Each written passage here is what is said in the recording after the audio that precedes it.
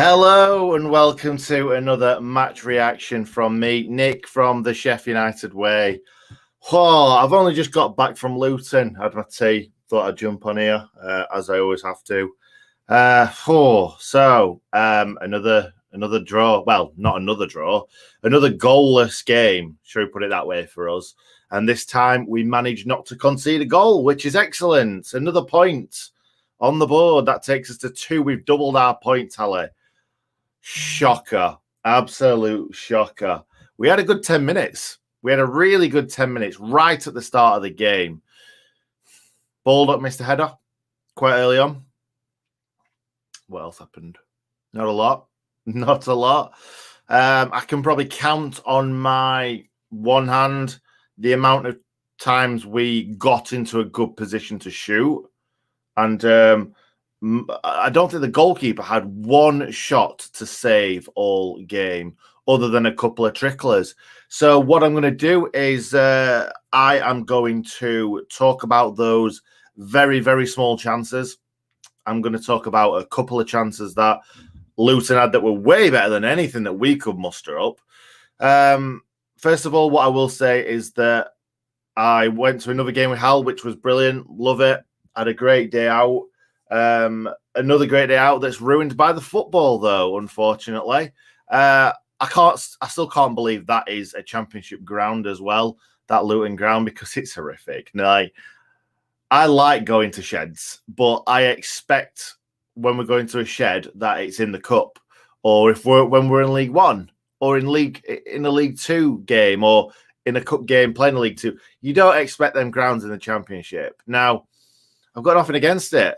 I like going to those grounds, but again, shouldn't be in the championship. It's a shocker. But saying that, the team's not a bad one. It's really not a bad one. So the Blades. So we had that header from Baldock, which was a lovely ball into the box. I think it came in from Rhys David. It feels like about 6 weeks ago, because Hal said at the side of me, I hope that's not our best chance of the game. And it definitely felt like it was our best chance of the game. Norwood seemed to, it seemed harder to head it over the bar than to get it on target. But anyway, yeah, that was again a half chance. Probably you would probably say, because it's definitely weren't a clear cut one. Should have definitely done better. Should have got it on target. Possibly could have scored. But it is our right back who's not used to heading the ball in kind of advanced areas. So let him off slightly. It is Baldock after all. And as somebody said in the comments or on Twitter or something, this guy always lets Baldock and bash him off, which, let's be honest, I do. But yeah, he definitely should have done better with that one. We'll say that way. We'll put it that way. Nothing else really other than McBurney having a slash. Not actually having a slash, but slashing at a shot that kind of went wide. It was a nothing really. Luton didn't really cause us any problems in the first half. We were the better team for a good 10-15 minutes, and then we just stopped playing and we just let them come back into the game like we did against Huddersfield in the second half. We just stopped playing, let them come on to us, made a couple of mistakes like we did in the Huddersfield game. Just not very good. Just not very good. Anyway, they came back into it. Again, they didn't really cause any problems, as in I wasn't expecting them to score a goal. Second half, that completely changed. But going into the second half, I'll talk about our few chances first.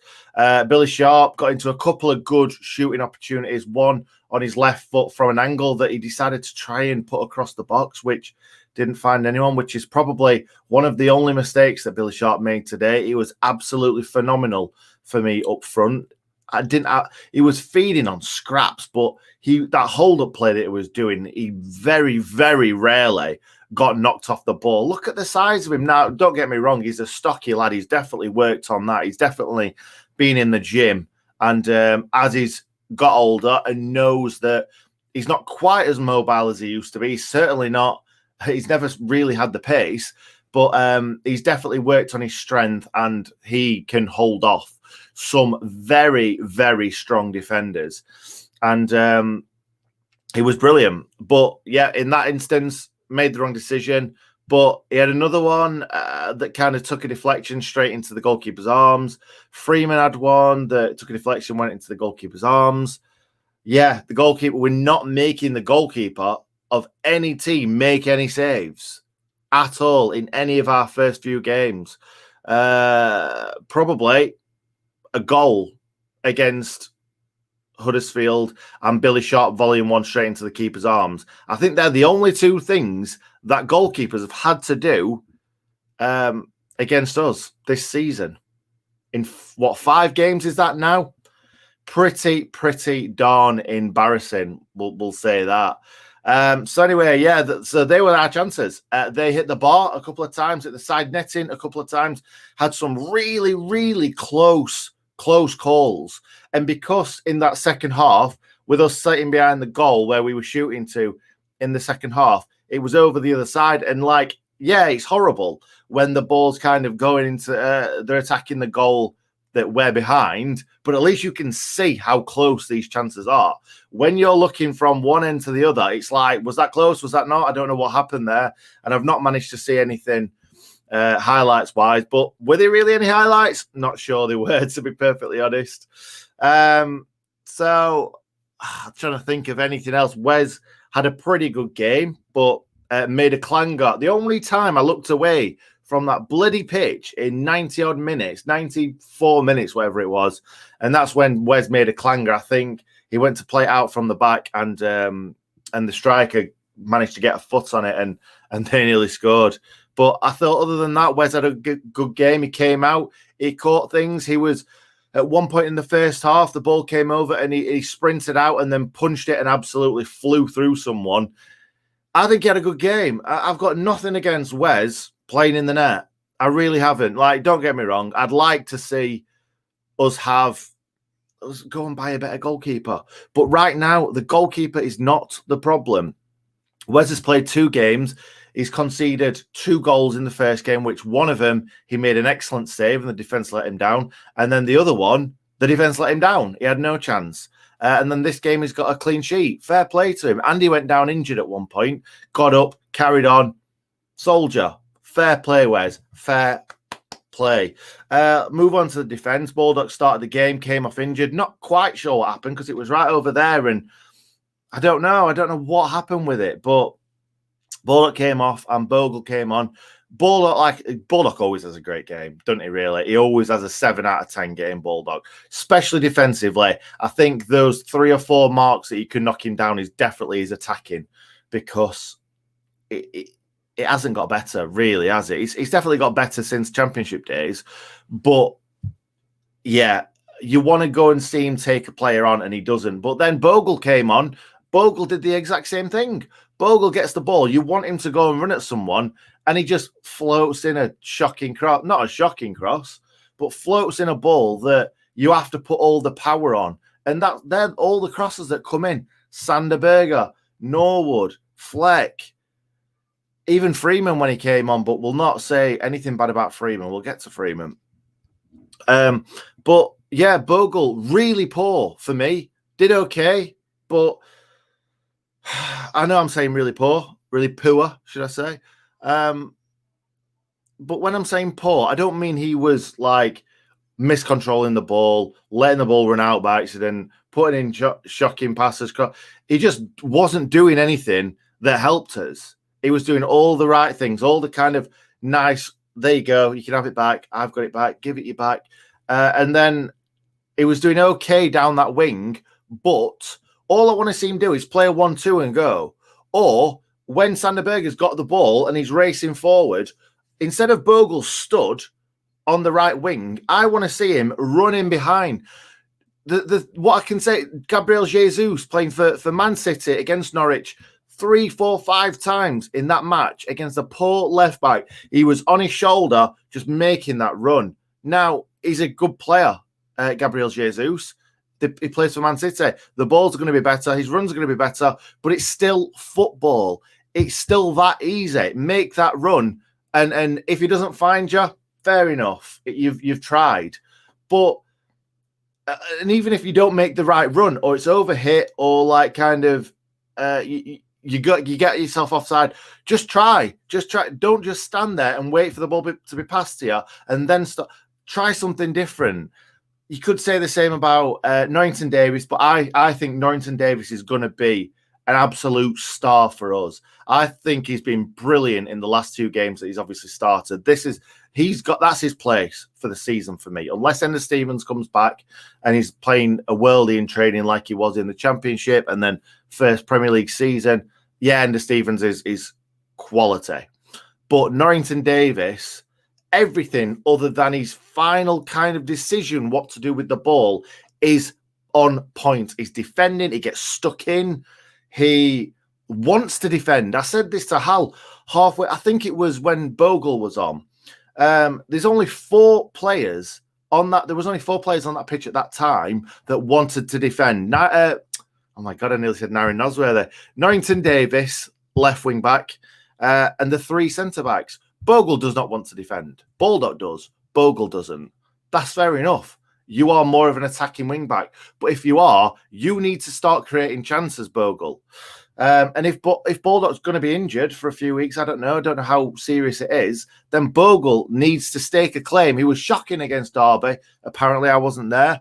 But he had another time to stake his claim today, and it didn't really do a lot for me.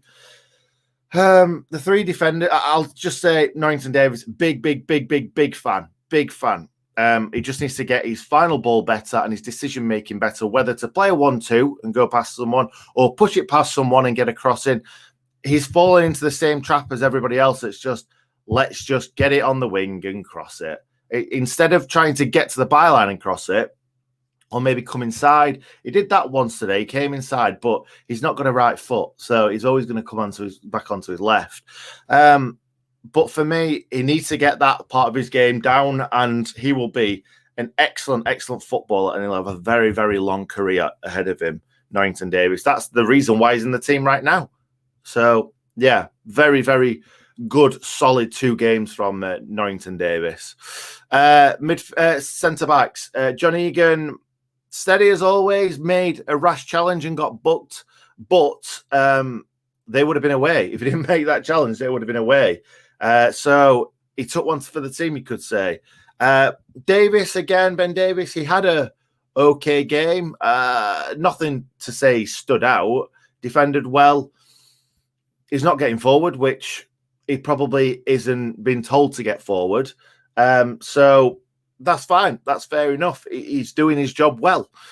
Chris Basham, excellent. For me, I think he will be really gutted to have got brought off today, in all honesty. I think it was probably the right move to do in regards to the formation. We needed to go more expansive, try and break them down. And if they went and scored a goal, at least we've tried. At least we've tried to go and win that game.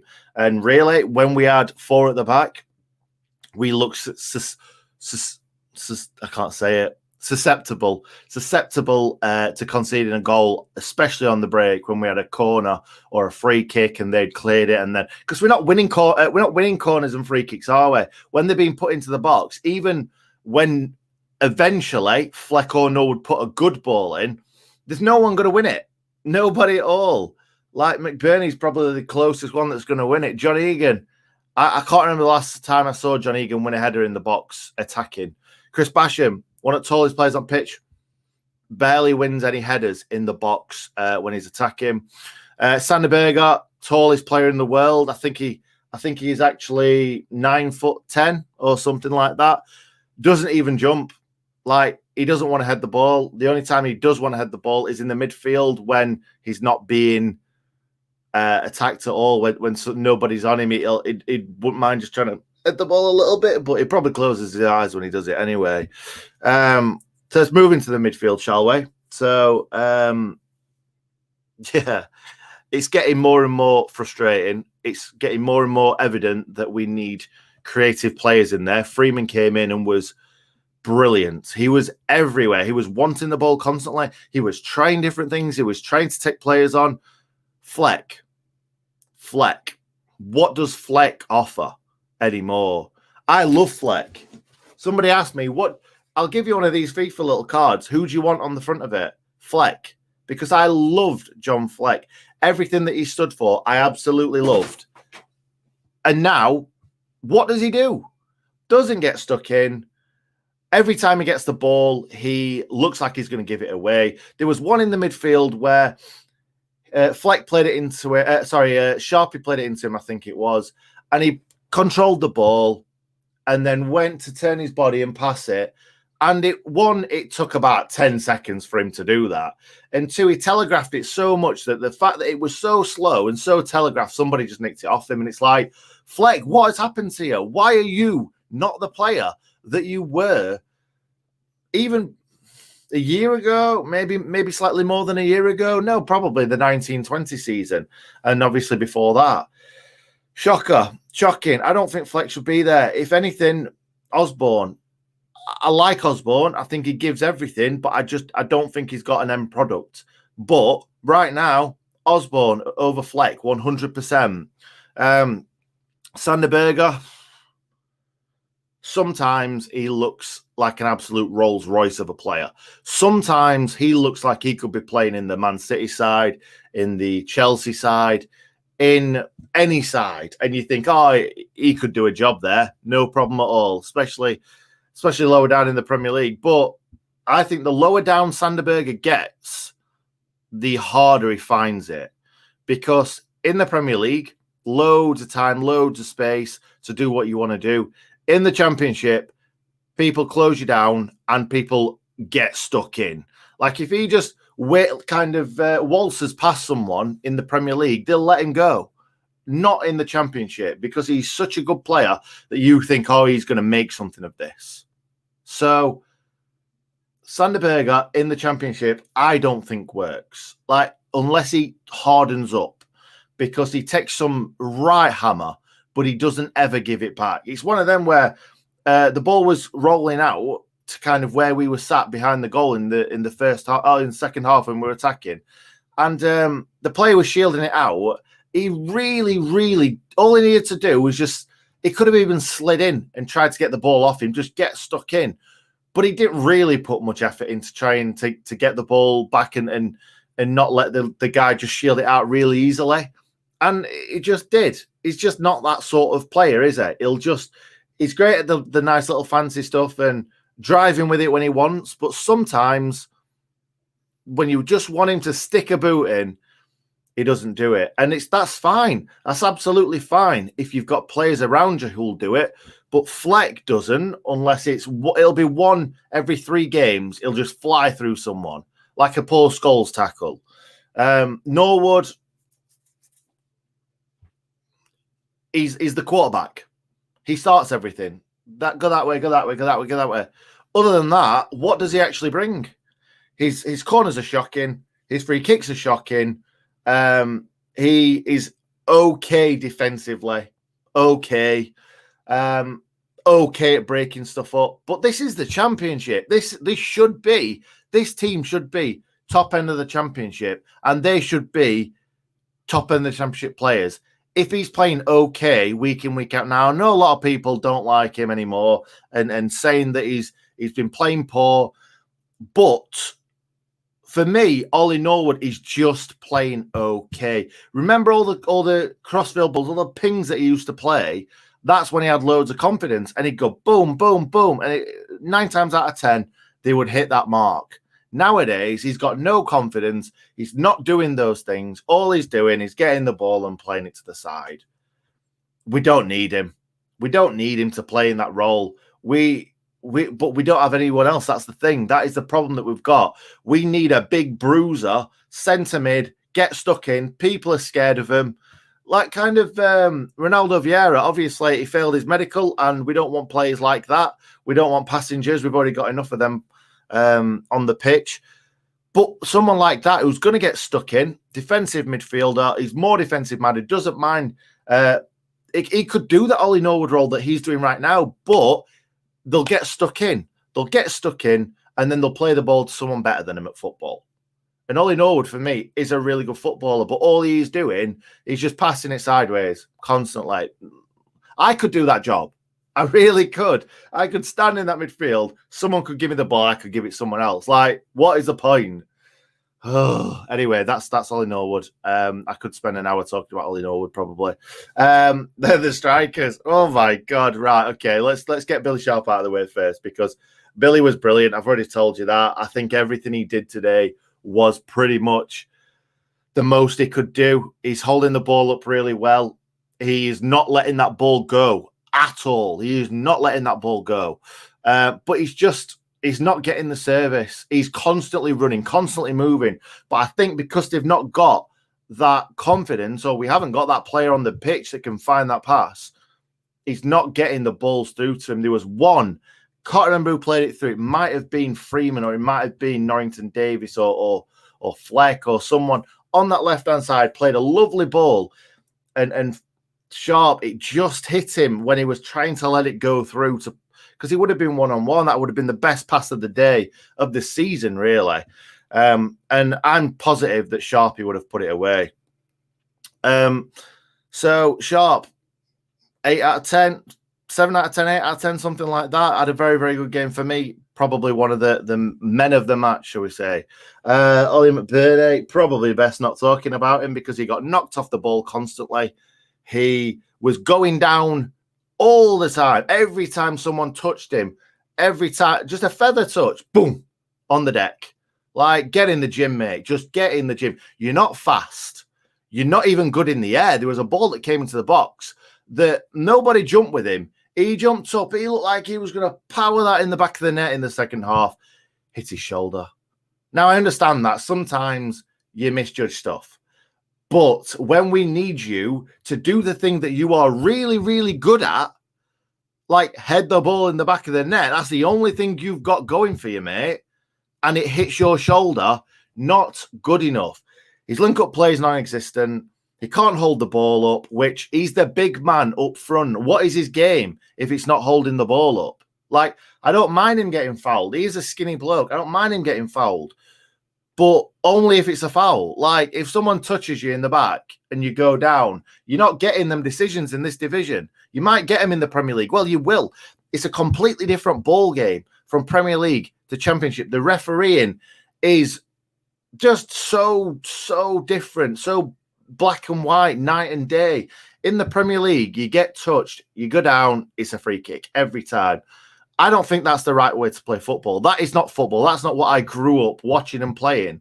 You get stuck in, and if someone comes in, smashes you, and wins the ball, fine, you get up.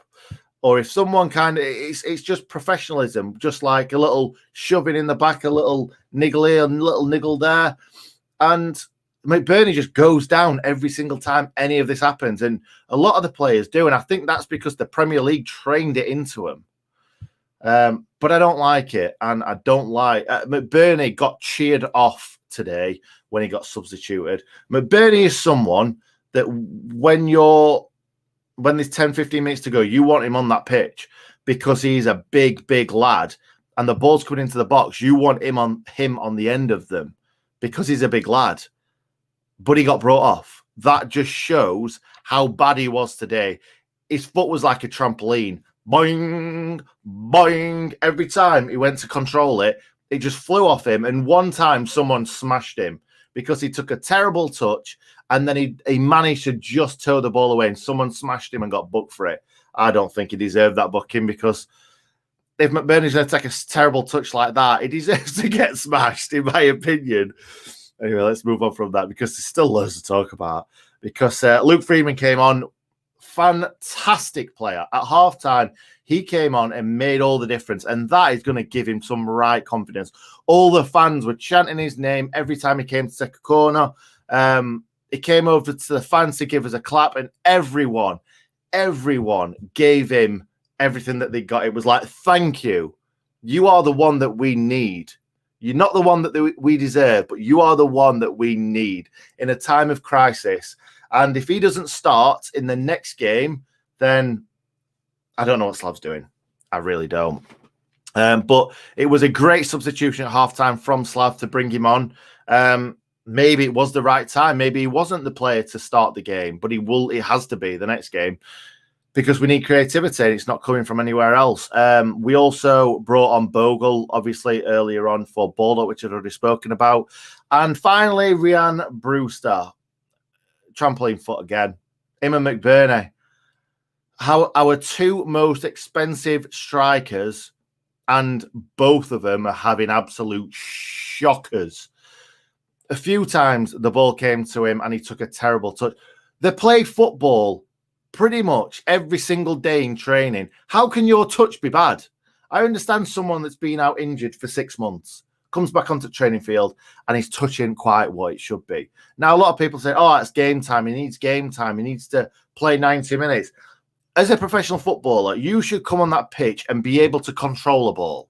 Like, even not ones that are fizzed into him that you think, oh, that's quite hard to control. Just balls into him that he takes a touch and it's boing straight away from him. Let's talk about the elephant in the room. Everyone who went to that game today will know this, and people who watched it on stream will also know it. But Ryan Brewster got into an absolute perfect position on the right-hand side. He got around his man really, really well. All he needed to do was find somebody in the box, a lovely pass into someone's feet, or if he couldn't find someone, just try and put it in an area where it could hit a defender and go in, put it into that area. He got it.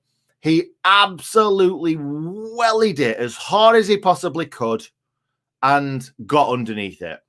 He was pretty much on the byline and he put it out for a throw-in. He pretty much sent them on an attack. And that is the worst cross I've ever seen in my whole life of watching football. Not just Sheffield United, football. Even talking about them people that go to take a corner and kick the corner flag. That was worse. He was in such a great position. I don't think there were too many people in the box. I think it was a lot of Luton legs and bodies and stuff. But just get it in that box. It doesn't have to be smashed at him. Just put it into a nice area. The Luton defenders are going to struggle to defend that. That was the chance. That was the chance today. And he absolutely... joke. Absolute joke. I honestly thought that Brewster was the right person to bring on at that time. Because McBurney wasn't moving, Sharpie was moving and not getting the ball. So I just wanted to see someone who was a bit of a spring chicken running around here, there, and everywhere. He didn't do anything. Didn't make any runs, other than getting to that byline, which it was great what he did, but it was shocking the outcome. And in all honesty, like, people gave 𝐍𝐸𝐫𝐍 a hard time, but 𝐍𝐸𝐫𝐍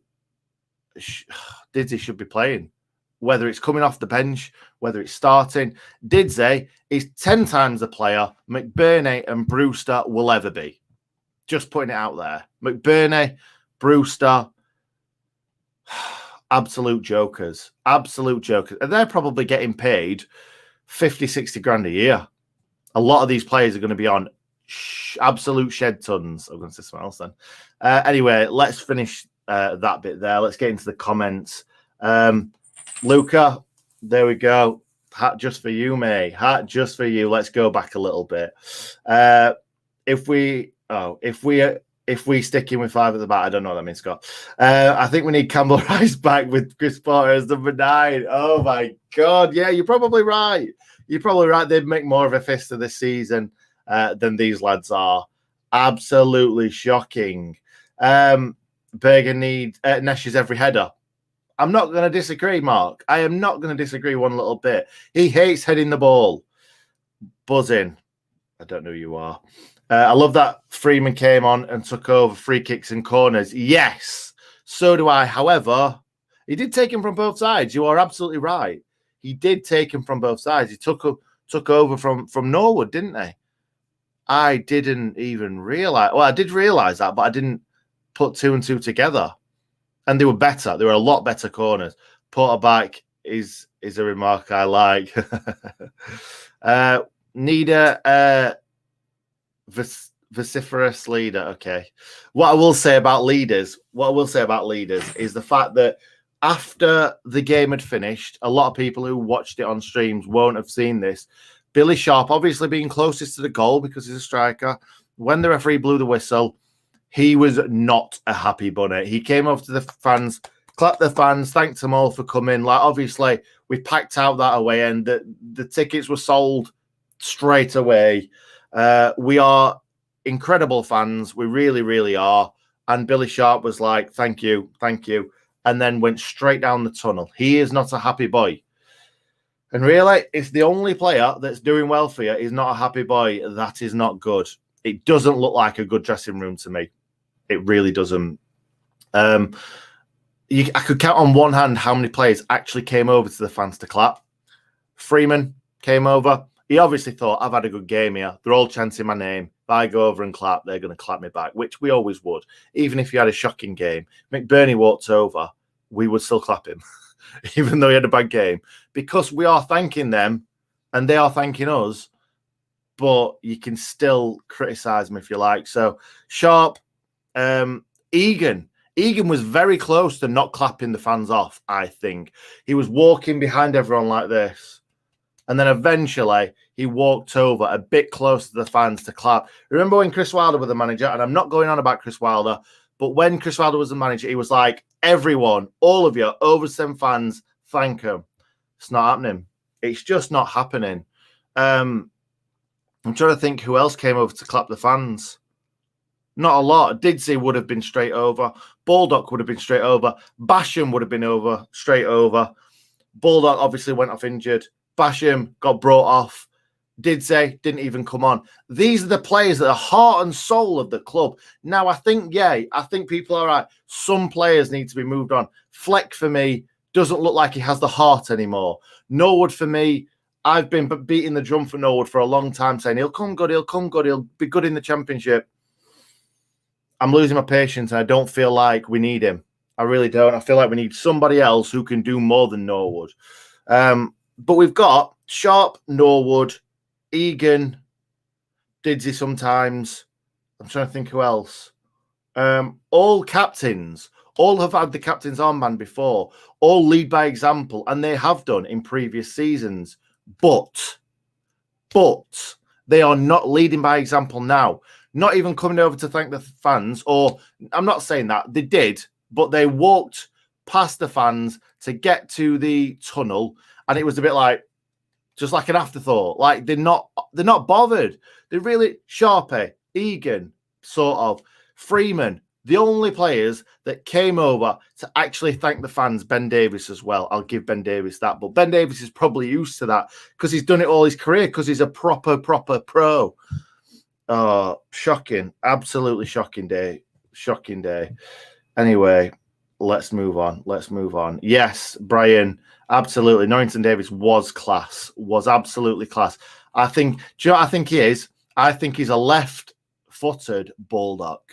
I think we've got 2 excellent defending left and right wing backs, but I think they both need to do better going forward. Can we do a swap deal, McBurney and Brewster for Hansen and Toad? Love that, Sonny. Love that, mate. Another great day out ruined by the football should be the Blades motto. Should change this channel to that rather than the Sheffield United way, because it's certainly not the Sheffield United way anymore. Chris Wilder destroyed our club, then jumped shit. I don't think we can say that. I don't think he destroyed it. He was making. I still think the players that he was bringing in was making the team better. But anyway, let's move on from that. He certainly made some bad signings, as well as some good ones. Thought on Slav's interview sounds like a man ready to walk after broken promises. That's a good point, Scott. That's a really good point. I haven't heard Slav's interview. I don't really want to. I mean, that's sort of mindset where I'm still really annoyed at him. I've had a really good day, but I'm really annoyed at him. What did I say? Did I say 60 quid a week or something? Yeah, 60 grand a week. I definitely meant that. Looks like the owners aren't going to give Slav the money he needs. We'll have to see. There's still time. There's still until Tuesday, and then we've got the international break coming up. Hopefully we'll get a couple more signings, if not more than that. And then we can bed him in, and then eventually we can bring him in, and then second half of the season, it might look like a different team. Diallo going to Feyenoord on loan. That's not what we wanted to see. I've not seen that either. Slav's whole demeanour just seems depressing. Can't imagine it lifts a player. I don't know. I can see Slav walking to it. Could you imagine that? Can you imagine Slav walking and then Chris Wilder coming back in? I'm going to say I've seen weirder things happen, but I haven't. That would be the weirdest thing I've ever seen in football. How did Bogle look after coming on? Not shocking. He did okay. He just didn't do enough going forward for me. He really didn't. Where Sheffield United will perform when we won. Yes, Steve. Hopefully it's the second half of the season, because the first half we certainly haven't. I don't see Slav being at the club after deadline day. A lot of people saying the same thing, which is very concerning, really. Since COVID, we've been terrible. Our lads just don't look interested. We need to ship out the dead wood and get some fresh wood in.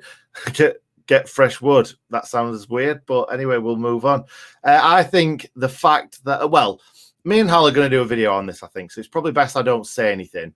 Me and Hal have spoken about this, about talking about, Wood, Fleck, Dids even, Bulldog, all the ones that have come from the kind of League One and Championship days to kind of Premier League and then down to the highs and the lows. We're going to talk about them. I definitely think there are some that could be chopped, and definitely some that just need rejuvenating and rejuvenating, we'll say. That's a good word. What will happen with Jefferson? Will he go out on loan? Who knows, mate? If Everton are sniffing around, I can't see us sending him out on loan to someone in League One. Don't know what's going on. He's not getting any game time. He's not even kind of being on the bench to be brought on, because I'd rather see him on than Brewster, if I'm being completely honest. I'd rather see Jebbo and Didsy on the pitch. 3 days to get 5 players he wants. Going to be a mission. Absolutely. Luca, final comment of the day. Maybe not. What does Freeman have to do to get? I think he'll get a start in the next game. It's become a trend on Twitter to call Didsy overrated. Yes, Luca. Absolutely. That is an absolute over-exaggeration. Just the thing is, when Didsy was playing bad, he was still trying. He was still trying to make things happen. These players don't. Like, I don't get it. Like, Didsy against, I don't know, maybe people are saying, oh, he's trying too hard. He's hogging the ball. Like, yeah, because nobody else is doing anything. No one's moving. No one's creating any chances. He was having to do it all last season, and he's taken that into this season, and now he's not even playing. We're not creating any chances. And the only person that was creating them last season and scoring them was Didsy. And now he's not. I don't get it. I don't get it one little bit. I'm sorry. We must be struggling if possibly. Yeah, fresh blood. No, that's fine. That's fine. It made me laugh. It definitely made me laugh. Could be worse. Blades. Wednesday's lost to Morecambe. Yes, that's it. That's the only thing we can really cling on to in it, and we didn't lose.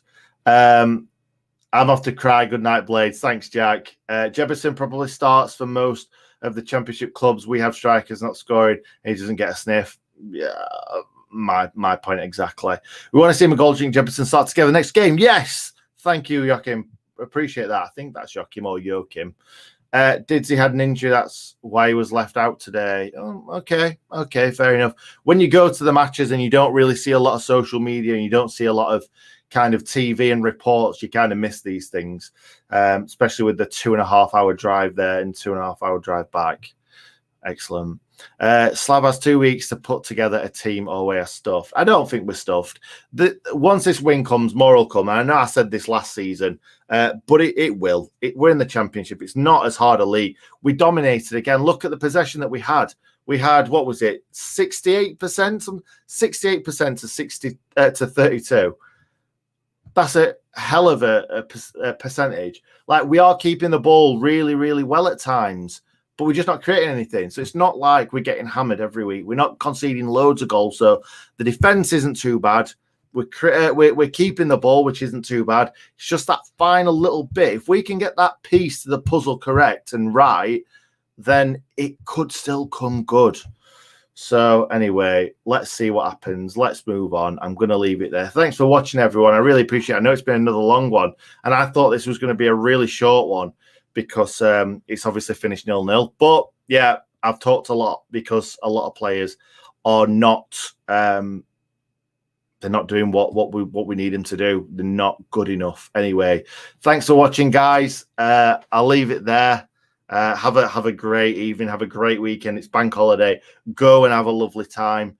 And I'll see you. What's the next one? Fans React tomorrow. Enjoy it.